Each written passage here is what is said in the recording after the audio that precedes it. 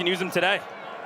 They'll use him on the wings to start, where Mason Cohn, another one of the big-time additions in the offseason from Tufts, wins the opening draw and takes a huge shot as the Fogo loses the ball, and we're underway from the Dome. Doesn't really have a defender like that, but he's got to get used to it because he's going to play some of the best defenders in the country against the Dukes and Notre Dames of the world later on. There is Christian Muley, who tries to find a man on the doorstep. It was Spallina, but the rebound goes in for Syracuse. Then Thompson cleans up the mess and puts the orange on the board to get things going.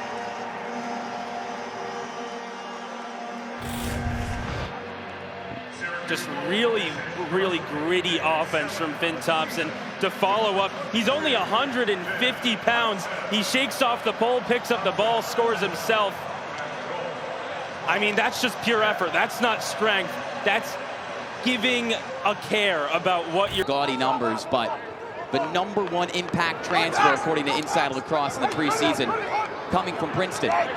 Muley, a no-look feed and a score!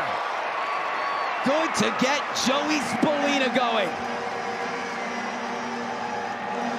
I mean, he was so due for a goal. It wasn't like he wasn't putting up shots last time out. He took 5 of them against West Point, just couldn't find the back of the net. But how about that beautiful setup there by Muley? That's what opens up Spallina's game, because Muley can play at X. That means Spallina can be in front of the goal more. And what did Gary Gate and Christian Muley say after that Army loss? How about we help out Joey Spallina and get him moving off the ball? And that's again, is always going to invite transition opportunities, whether it's his talented long pull, Sam Alexo, or his face-off guys. But that has been more of Mason Cohen's style. Muley trying to create more for Syracuse, but he's doubled. Spallina back from X, gets his hands free and scores again. Number 22 already with 2 first-quarter goals, and the Cuse up 3. He's playing catch-up. He knew he needed to pad his goal stats a little bit after putting up a nothing burger against Army, fading away. I mean, that's impressive. Zach Brenfeld has been a solid defender so far for Highpoint. Caused turnovers in every game he's played this year. But in terms of man-to-man defense, Syracuse, a bottom 10 team in the country a year ago at winning faceoffs. So that's why they decided to grab Mason Cohn from Tufts and Johnny Mullen, a top 100 recruit. The far pipe, no goal. At least that's what the Highpoint players think, but the officials are convening. But the second look gives Syracuse the goal. Jackson Burtwhistle, one of the best finishers SU has, but one of the wonkier finishes of his career. It barely snuck in. Well, you just saw that fan right there. He put up his hands. He didn't know how it went in, but it worked. Stevens with a stutter step and hesitation. And I think everybody thought he was shooting, except for Burtwhistle. He realized that was to him and knocks it right in. At his first hat trick of the year against Army on Wednesday. 3rd straight possession for Syracuse. Highpoint, its first ever trip to the Dome, first ever game against the Orange. Although these two teams played a fall ball scrimmage 2 years ago, and well, this is the real thing. And it gets a little bit different when it's the real thing. And Michael Leo has been the real deal in his sophomore season, as it's now 5-0 SU. Dating back to last year, Leo, 13 straight games at the goal. This one, unlucky number 13, he's lucky number 7. And again, doing it himself. A lot of his goals with his hat trick against Maryland were isolation goals, not off assists. He does the same thing right. An all-conference player in the preseason for HPU, the only one for 11th year head coach John Torpy. Rizzo, a roll dodge that gets him flustered, and Sam Alexo fighting for the ball with Rizzo. Rizzo loses track of it, and Alexo's efforts earn the Orange the ball. Might have been a real possession for Highpoint, but it doesn't. Obviously, he didn't have the chance to score because SU turned it over. and Hilt said, I'm going to take the ball right back. Don't know what Gary Gate said to this team after the Army game, but the offense, in terms of chasing ground balls and playing the ride hard, this is the most intense I've seen them all season. English gets his hands free, but has no angle. Joey Spallina was talked about plenty after the Army game. Has 2 goals and can make it 3. Who says he can't dodge? Creating for himself. Spallina, a first quarter hat trick. Well, Ian, before the game, I was talking about patience. And he had patience on that shot. Didn't force it, took his time, finds the back of the net. A 6-0 lead for Syracuse early in this one.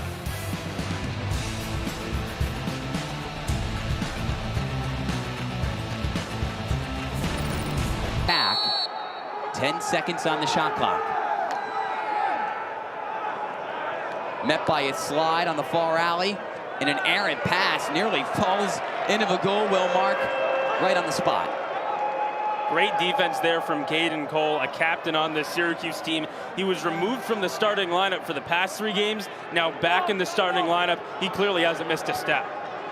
A 2-time captain, the definition of the guy being ready when his number is called. Senior day for Caden Cole alongside 9 others today in the Dome. 6-0 lead for the Orange. It's the first time since February of 2022 that SU's gotten off to a 6-0 start in the game. That was the first game of the Gary Gate era against Holy Cross. I guess purple is just a color he doesn't like. Orange beats up on purple. Big fan of a color wheel? I guess so, sure. Those are both Halloween colors. Syracuse spreading the wealth, giving out goals like they're, giving out candy on Halloween. There you go. Tic-tac-toe, 7-0 Syracuse as Christian Mullet finds Twine. Following up his big hat trick performance against Army. He's been a great passer today, had that nice assist to Spallina earlier. Finds a goal of his own, up to 2 points on the day. It's just so nice having him. The Panthers with the ball in his stick. The top goal scorer in the A10. Shot clock turned off in the waning moments of the first. Van Overbeek gets his hands free and scores. Slots one in the bottom right. Highpoint finally on the board. Goal number 9 on the year for Van Overbeek. Had a nice spin. I mean, Sam English, that's such a mismatch for him. Having a more offensive-minded midfielder there. I'm All-American. I mean, if you're not a multi-time All-American as a number 22, then, it's a problem. That's how important that number is. That's the level of expectation you have on you. I just remember when Joey Spallina was still a recruit, the #1 recruit in the country coming out of Mount Sinai High School on Long Island. Still playing defense. That's pretty much the reason Highpoint got a goal, because they found that mismatch against him. Yeah, you look at the 2 Princeton transfers and you ask which one you'd rather have playing both ways. And Jake Stevens playing for his first time in 3 games, that's the guy you want on the defensive side of a ball. Let Sam English do his thing, dodging offensively. Let Joey Spallina do his thing. He's got a lot of room, and he's gonna score with ease. Already 5 points for Spallina, powered by 4 goals. In some attackmen, they get into this rhythm where they hold the ball too long. For Spallina, it had been the other problem this year. Shooting too early, getting too anxious. His patience today has been second to none, waiting to the last possible moment to shoot and score. And with his power, that's when fair enough. Turnaround jump shot from Van Overbeek. Another chance for Highpoint.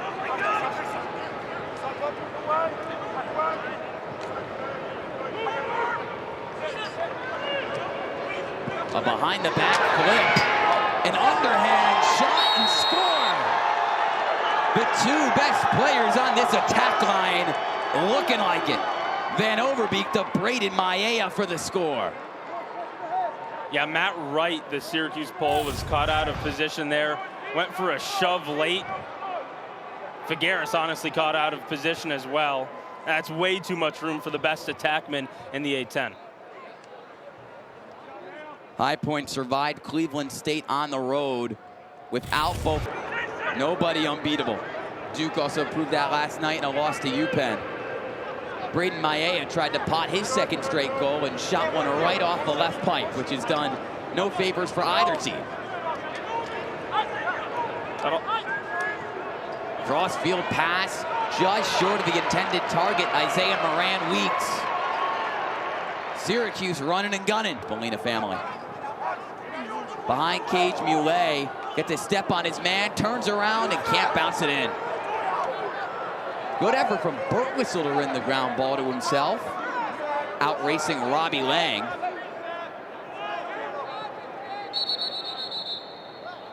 Stoppage in play. Shot clock's gonna get reset after that shot a few moments ago from Muley, so put 60 on it. It's been a slow quarter for the Orange, just 1 goal compared to 7 in the first. Spallina off the pick. Burtwhistle low to low, blocked away. Zach Overend, his 3rd save of the night. This game really has taken a similar pace to the women's game earlier. Syracuse went on a 6-0 early lead over Duke, and then it was a very slow second quarter. The pacing very similar, and Syracuse won that one 15-8. I'm sure the Orange would take a 15-8 win today. Oh, you take that and you cash it in. A win is a win is a win. Second time in 3 Saturdays from the Dome, but it has been a women's-men's doubleheader. 2 Saturdays ago, it was a pair of overtime losses. Maryland handed them out both. But then earlier today, Kayla Trainer's team, the women's squad, with a win over Duke. Highpoint not winning right now, but they're fighting back. Jack Van Overbeek, his 2nd goal. And a timeout on the field. Panthers have outscored the Orange so far in the second quarter. And that's because the 2 best players on Highpoint are back. Jack Van Overbeek gets some room off a pick and scores. Panthers still down 5.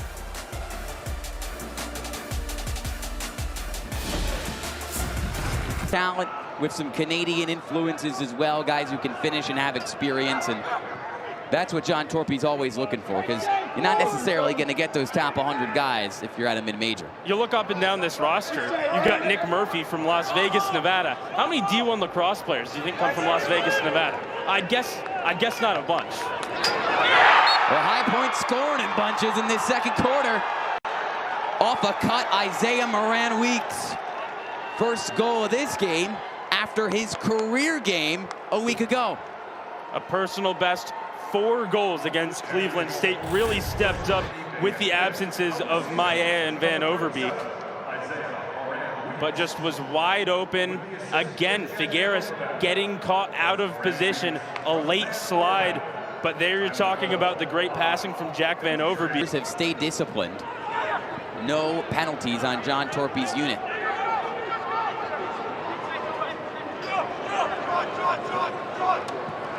I was thinking about Furman men's basketball team. Talking about UVA getting upset. A cut in front, bouncer goes! The Panthers are roaring. The assist from Van Overbeek and the score from Colin Cook.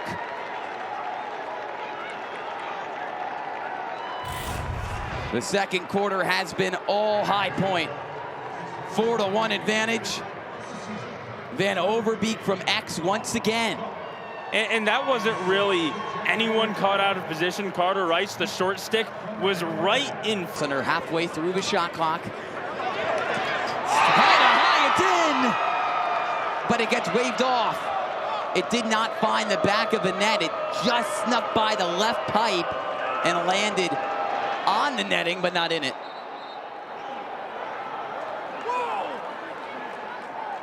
Little up with Carter Rice.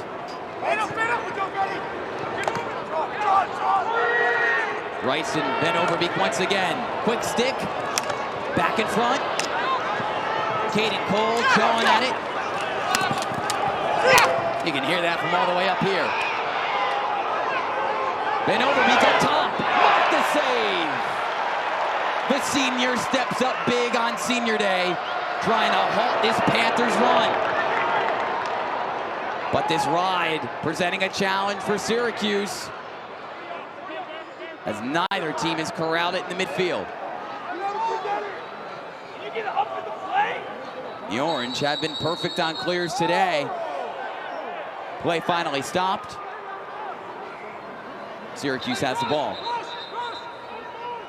A little bit of a late push there from Christian Muley. Some frustration clearly visible in this Syracuse team. The Orange are getting frustrated. It's a chippy Panthers team.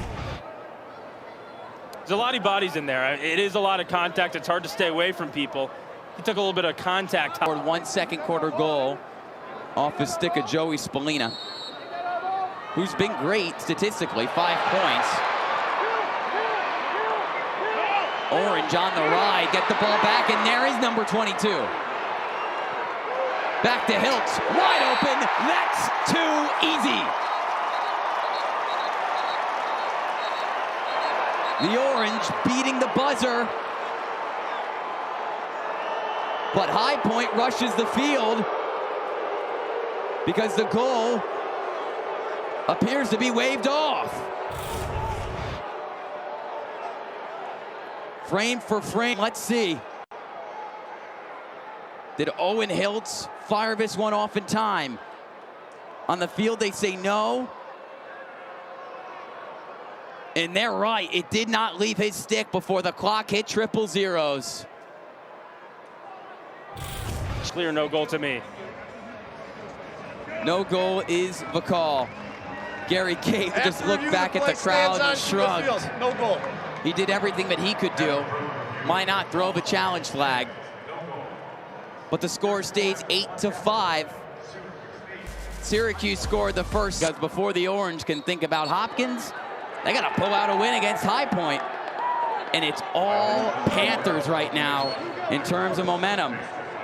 A face-off violation for the Orange. Their first of the game leads to away by Robbie Lang. Over 15 minutes of scoreless action for one of the top 10 scoring offenses in the country in the Orange. Tyler, what do you think Highpoint has done the best defensively from the first quarter to the second? The biggest thing has been no mistakes. I mean, Highpoint. Well, no penalty there, but a Syracuse score. Michael Leo just threads the bottom left corner as the Orange break up a 4-goal unanswered run from HPU. I say limiting mistakes on the defensive end has been great. I wouldn't necessarily call that a mistake. That's just Michael Leo being a pretty good lacrosse player. And it's so easy to shut down as a goalie after you let up 6 goals in the first few minutes of the game. But he stuck with it. He started figuring out the reads. He started figuring out what Syracuse's shots look like. And he's been tracking super well. It might have been saved by Overend, but it's not going to go in the books as one. Spallina turned it over by stepping in the crease. But he still looked on top of his game, Overend has. Highpoint on the other end in search of its first goal past halftime. Some dodging and some more scoring for lucky number 13, Jack Van Overbeek. He's got a hat trick. Syracuse isn't going to run away with it. You can't just flush a second quarter like that down the drain. And Van Overbeek, again, making Syracuse's best man-to-man defender, Riley Figueres, look pretty silly on the defensive half, just charged right by him. Highpoint has scored 6 of the last 8 goals in this game, dating back to late in the first quarter. Van Overbeek lost his footing. And another ball lost.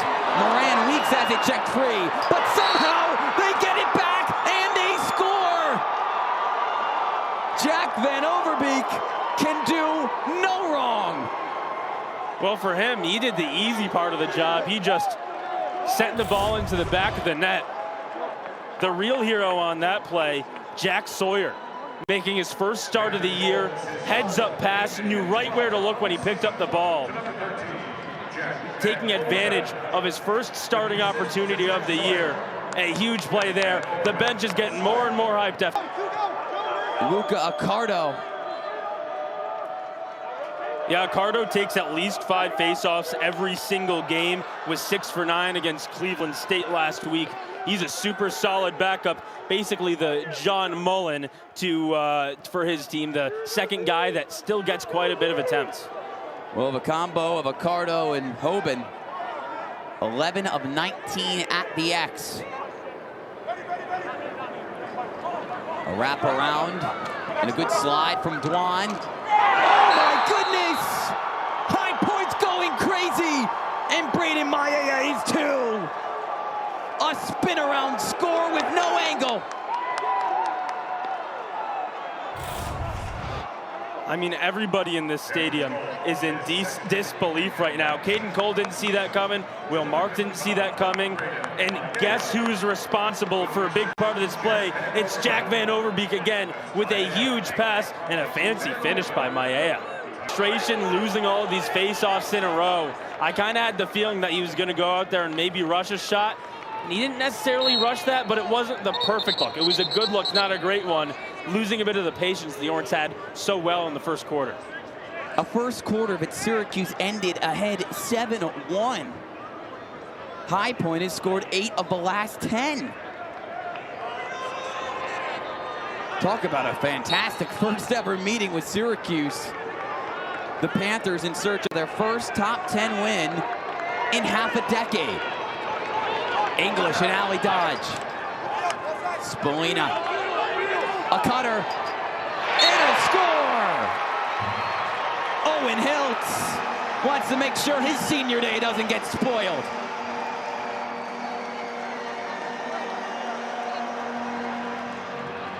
First goal of the day for Hiltz, first point of the day from Hiltz. The assist will go to Joey Spolina. He didn't do all that much there. He was standing on his heels behind Cage. Just a nice lob of a pass. It's that simplicity and that patience that makes the offense work so well for the Orange. 4 ticks on the shot clock. Spolina, 26 assists on the year, nearly gets 27. UA's shot poked away by Overend. Shot clock reset for the Orange. Leo.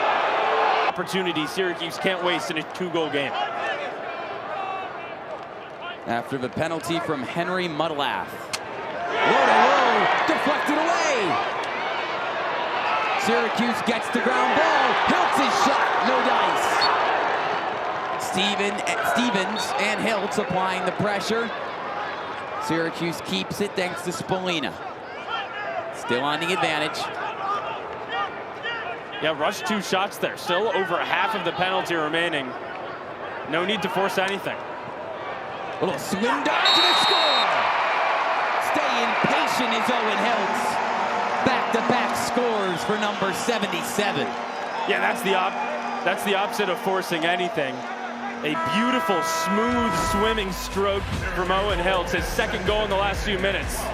11-8, Syracuse clinging to a lead, but it's close.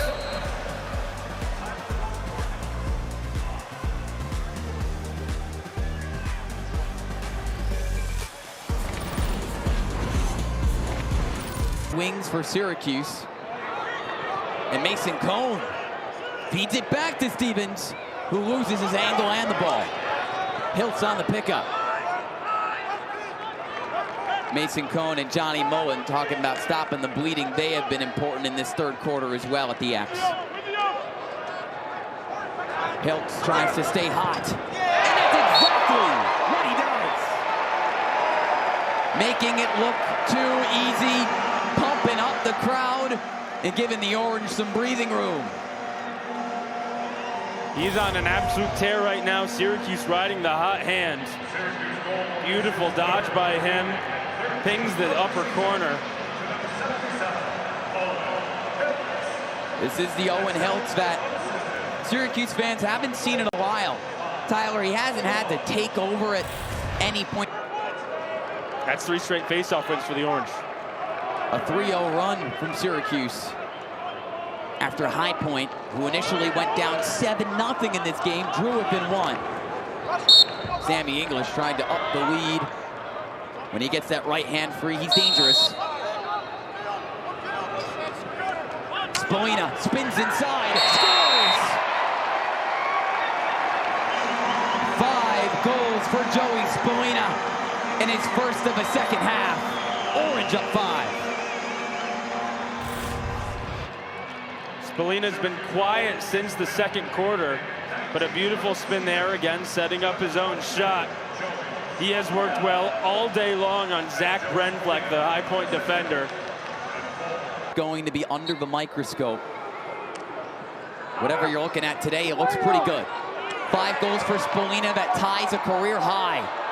Jake Stevens getting mobbed, but he makes his way to cage. Behind the back flip, that is insane. That is number 22. Put that one under a microscope.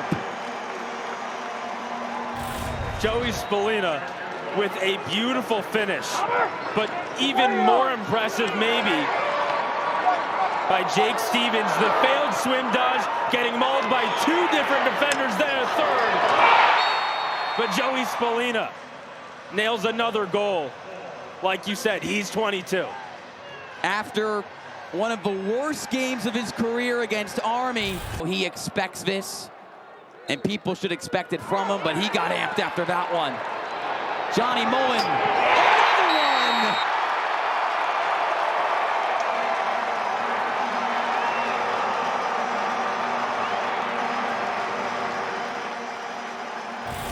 All that pent-up anger, all that frustration from a huge High Point run over the last 2 quarters. It is being thrown back at the Panthers right now. A huge run coming from Owen Hiltz to Joey Spolina. And now even face-off special. Yep. 5 goals in 84 seconds for Syracuse. You took too long. That's less than I would have guessed. It took me almost as long to think about it than it did for them to score those goals. Mouet finds the cutter, and he's going to do something crazy, because why not? Jackson Burtwistle. Timeout on the field. There is no stopping the number 7 Orange right now with 7 unanswered goals. 7 unanswered goals. I'm doing the math in my head. Probably about, what, 90 total seconds, maybe a few more. This has to be one of the quickest and largest runs of the entire season, not just for Syracuse, but for any team in the country. They call across 1-8 each.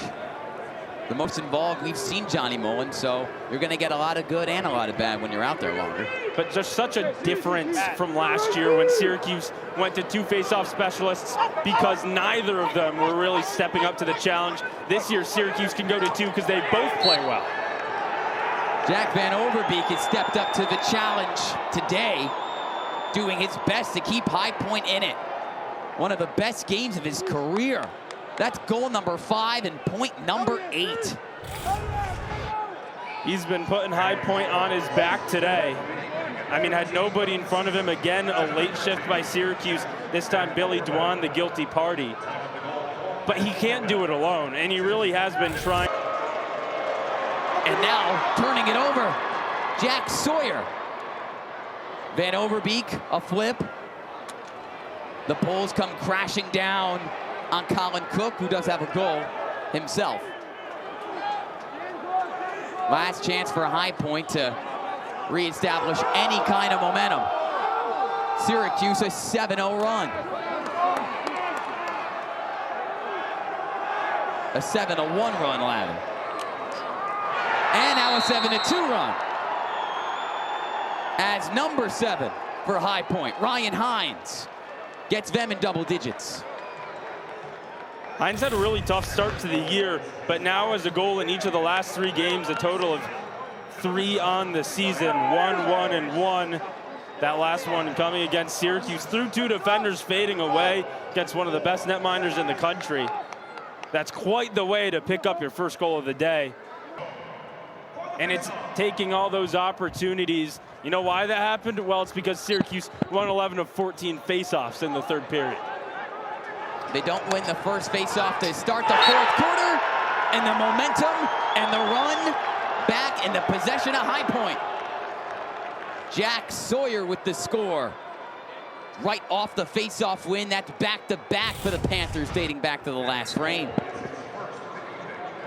I said it earlier when he picked up a nice assist, but Jack Sawyer making the most of his... Hopkins, the next opponent for Syracuse, a top 10 scoring defense in the country.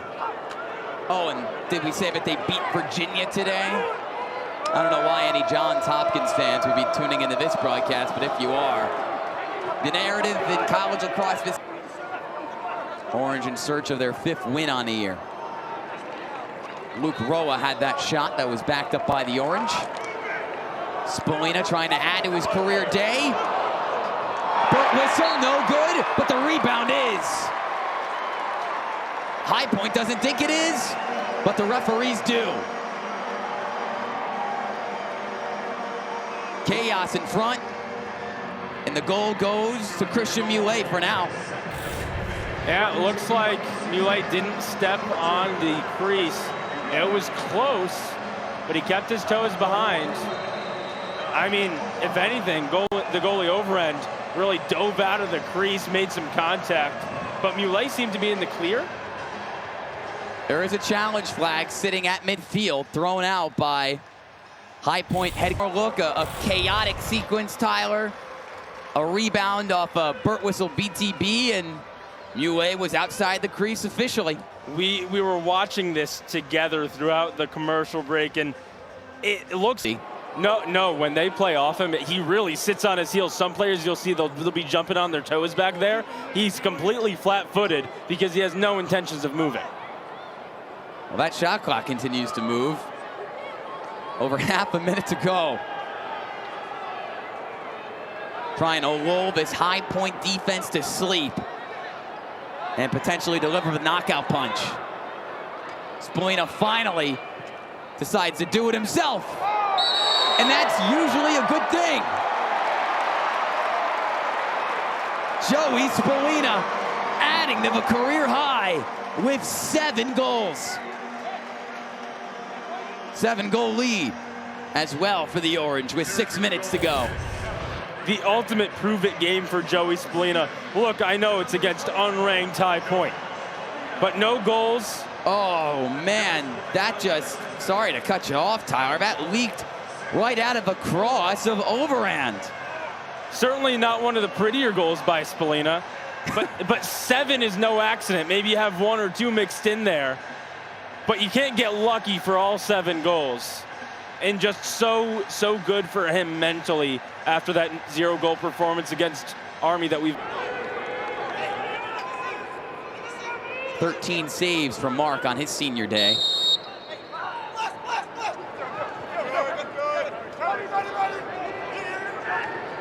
Low to low goes. Just shuffled that one in there. Braden Maia, a hat trick. And his first game back from a small injury. And that one was pretty because it pinged off one pipe and then bounced to the other, from one side to the other. It's kind of like in bowling when you have a split and you get that one pin to go over to the other side. Maybe he practiced that the other day because Highpoint did just go bowling. Ocon, where they won that league twice and made a couple NCAA tournaments in 2015 and 21. New goalie in the game for the Orange on the other end of the field. On his senior day, Patrick Duffy getting some run. The usual backup, Jimmy McCool. Still Zach Overand in net for Highpoint. 17 saves. Not one there. The captain on senior day, Brett Tenaglia, gets on the scoreboard. A redshirt senior, someone who's put in 5 years of work for the Orange and doesn't play a whole ton, but he's a captain for a reason. He's a leader. And hey, when he is put on the field, he can find the corner pretty easily. And fitting as well that the man who found him, another one of the veterans on this team who doesn't see a ton of... It was probably, hey, here's a chance to hop into the top spot in all the land, and that's not going to happen anymore. Virginia lost to Hopkins earlier today. Duke last night to Penn, who's rattled off 2 impressive wins. One against Delaware, a ranked team. In close to score. Duffy can't stop that one as Braden Maia blitzed by Veneer Pipe and put it in high to high for goal number 4 on the game. These two are going to have High Point in good hands the rest of the way, Tyler. Maia and Van Overbeek combining for 9 of their 13 goals. It's quite the impressive duo there. For Duffy, he just guessed wrong. But you like to see some parity. But today, on senior day, Syracuse showed up. Showed up at the start, showed up at the finish, and that's all you really need. Joey Spallina